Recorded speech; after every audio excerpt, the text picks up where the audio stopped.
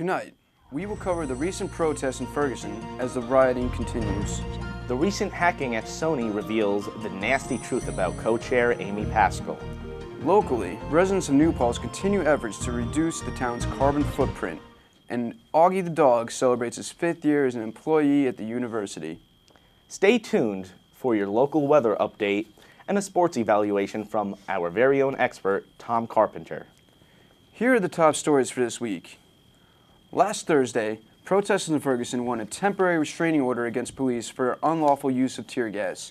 After hearing 9 hours of testimony, U.S. Federal Judge Carol Jackson concluded that the use of tear gas by Ferguson police violated the First Amendment rights of those who were protesting peacefully. According to St. Louis Post-Dispatch, Judge Jackson stated that there was no clear distinction drawn between the way police treated peaceful protesters and the way they treated those who were protesting unlawfully. Ferguson police responded in defense of their actions, arguing what they did was necessary in order to save both lives and properties. In other news, federal officials are now bracing for possible violence at U.S. facilities after senators released a report detailing the CIA's torture of suspected terrorists in the wake of the 9/11 attacks. Many believe that this report could spark violence among extremist groups in the Middle East and elsewhere, which could threaten the lives of U.S. diplomats, military members, and other Americans who are overseas. Supporters of the release claim that it serves importance in preventing the U.S. from employing any further use of torture. According to White House spokesman Josh Earnest, the president believes that releasing the report will allow people around the world and at home to understand exactly what transpired at these events. Over in the land of Hollywood, a recent cyber breach targeted at Sony Pictures has leaked the Social Security numbers of thousands of former and current employees, as well as a slew of insensitive emails from Sony co-chairman Amy Pascal. These emails revealed nasty comments that Pascal had made about several Hollywood movie stars, as well as some disturbing and racially insensitive comments regarding President Barack Obama. The group behind the leak, who called themselves the Guardians of Peace, is suspected to be involved with North Korea due to their request of Sony to stop the release of a film called The Interview, which is a comedy depicting a fictional plot to assassinate Kim Jong-un. North Korea denies its involvement with the hack, but praises the group that took responsibility. In more local news, a recent plastic bag ban in the village of New Paltz has sparked controversy from business owners. The legislation aims to reduce the village's environmental impact. For certain, this ban will be costly.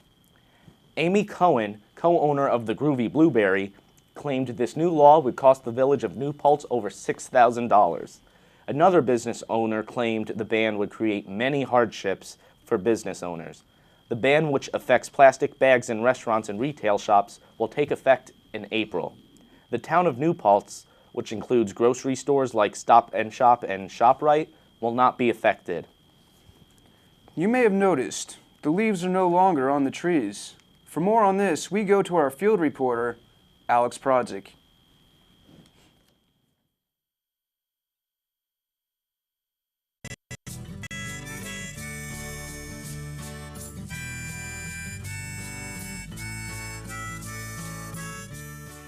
Hi, I'm Alex Prodzik. We're here in New Paltz to learn about safety, because fall is in the air and there are leaves everywhere. Every year, people are constantly raking, blowing, and bagging millions of leaves.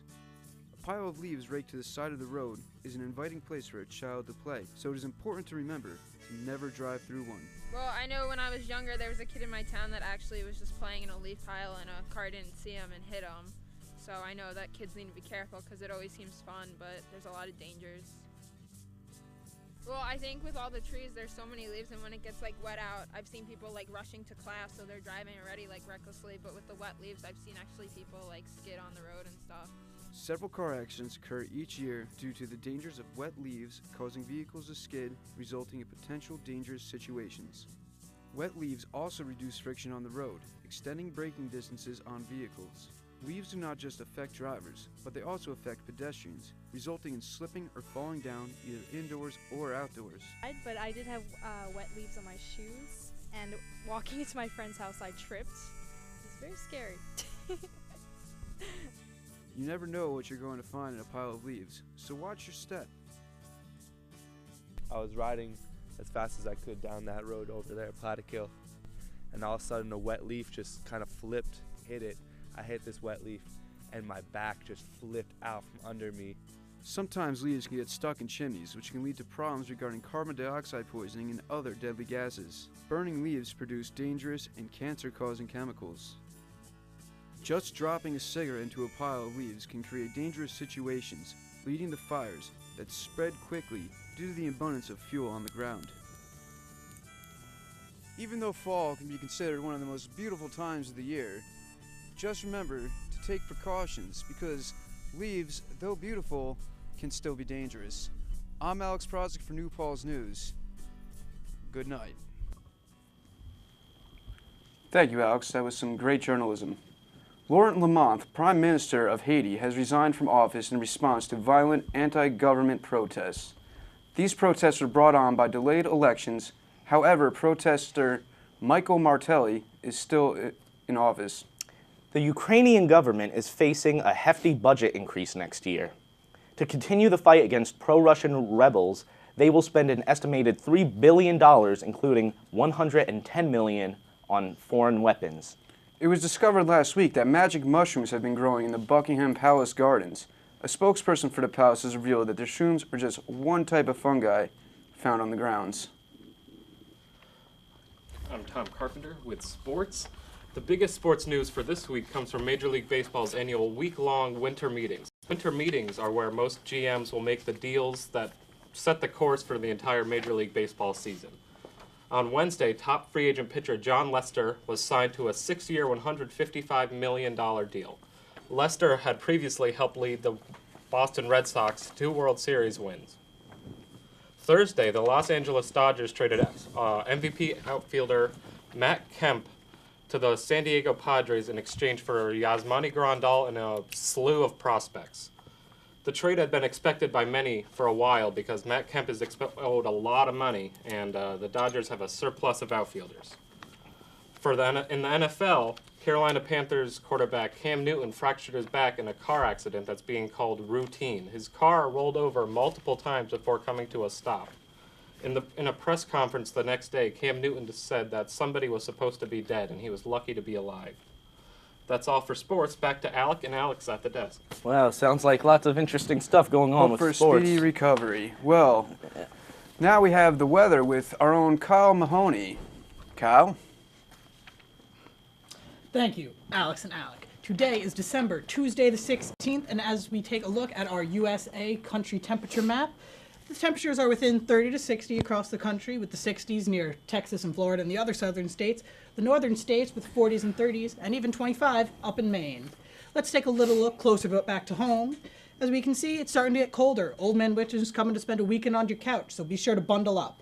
Over most of Ulster County, we see rain covering most of it, with a few patches of clouds with nothing going on as the storm moves on as the day goes on. We take a look now at the weekly weather widget. For the next few days, we'll have temperatures staying in the 30s. A snowstorm will be coming on Saturday, but should easily pass through Sunday, leaving nice sunny weather for the beginning of the week. Back to you, Alex and Alec. Well, that's all we have for New Paltz News. I'm Alex Prozik. And I'm Alec Cafaro. Good night.